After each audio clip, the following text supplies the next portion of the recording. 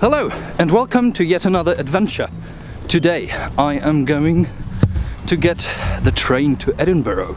Yes, I am going to Scotland. I will arrive there later tonight, well, in the late afternoon, and will be joined by my sister even later. And then tomorrow I will be joined by a friend from Germany. We will spend several days in Edinburgh itself, and then my friend and I will get another train and we'll go into the Highlands. So let's start this adventure. So after my train had driven itself into focus, it was time to board and hit the road. We drove quite a long while through England, passing through the very picturesque Lake District. Before then we hit the Scottish border, which was quite apparent because mountains. But also the rough and rigid nature had given away that we passed into Scotland. So when I arrived in Edinburgh, this was the view that greeted me. Hey guys, so by now we are in Edinburgh. We're currently walking down to the hostel and I have picked up my sister. Say hey, Eleanor. Hi guys! And since night is now falling, we will not do much more today. However, tomorrow we'll start off our day with going to the beautiful castle in Edinburgh, which is just over there, and then possibly a lot more sightseeing.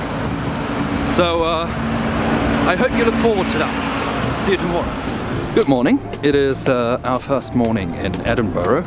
We just went to the tourist information and got ourselves some catalogues and maps, and now we're on our way to the castle. I pre-booked ticket, which we will collect in a minute, and that shall be the first half of the day. So yesterday we arrived at our hostel and got our room, a 6-bed room, and we were alone. But that was for a reason, because about midnight, 3 Mexican girls came and invaded us. So our night's sleep was a bit delayed. They're really nice though. And now we are walking the hills of Edinburgh, and apparently Edinburgh is built on 7 hills as well, which gave me the idea to call it the Rome of the North, because if you do not know, Rome is built on the 7 hills. And quite like Rome, Edinburgh is extremely beautiful. And so we arrived at the impressive castle, sitting on one of the highest peaks in Edinburgh. To enter the impressive stronghold, one has to walk over the esplanade, cross the moat, get through the first gatehouse with 2 separate gates, get through the inner courtyard of the outer defences, and get through the second gatehouse with the portcullis gate. Of course, doing all of this while being shot at by the defenders from within the castle. This certainly is one of the reasons the castle never has been taken in a siege.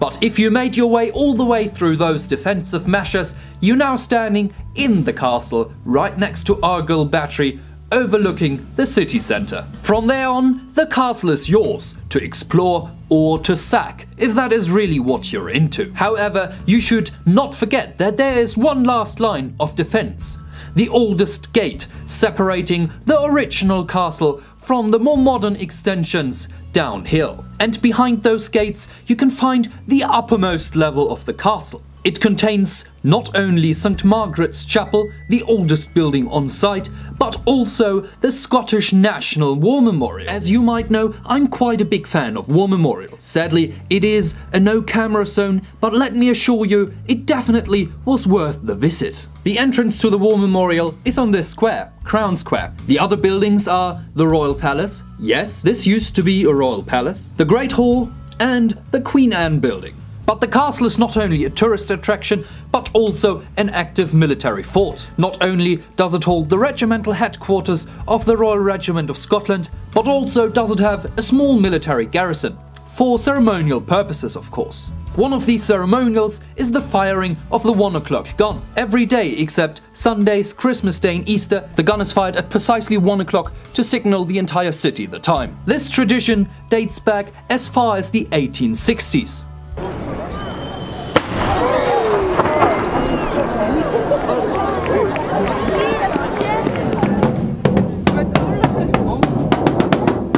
In a country where museums so eagerly try to include interactive parts, they of course could not be missing here. So when the drums were beaten, it was time for a small audience participation show. The historic reenactor led us through the medieval battles the Scottish and the English fought. He presented weapons, armory and of course battle tactics from back then. After a lengthy and very interesting display, it then was time for everyone who volunteered or everyone who had the bad luck to be drafted to group up to a medieval pikeman formation and give the rest of the audience a taste of what it has to feel like to oppose a 5,000 pikeman strong army. Charge your fire!